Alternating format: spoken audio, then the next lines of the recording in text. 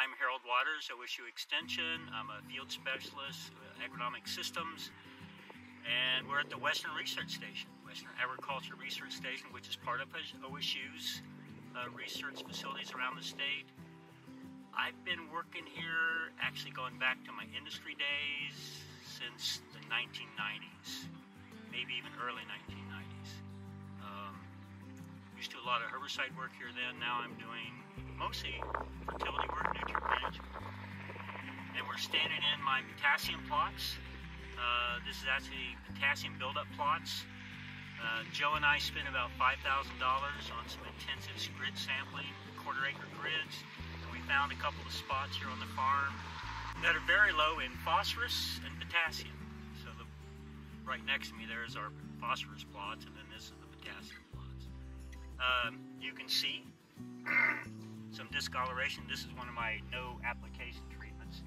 So potassium levels here are running maybe 65 parts per million.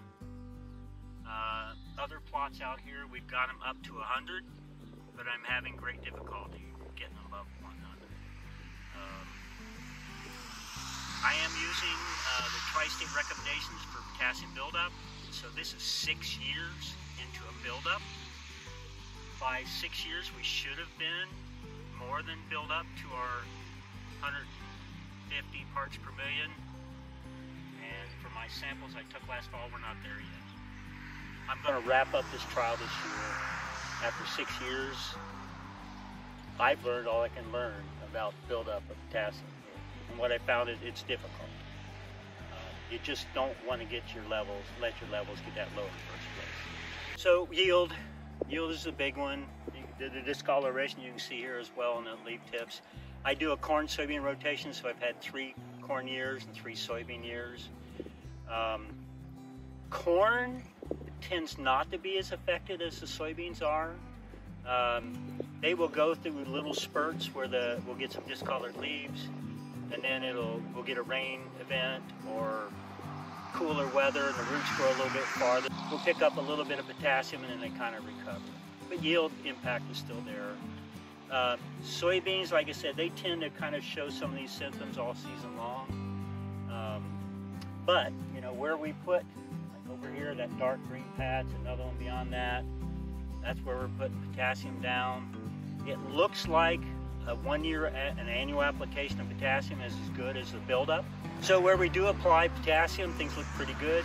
And like I said, I've learned from the last 5 years that an annual application seems to be just as good as a buildup application, even though it may be a 2x, 3x difference in application rate.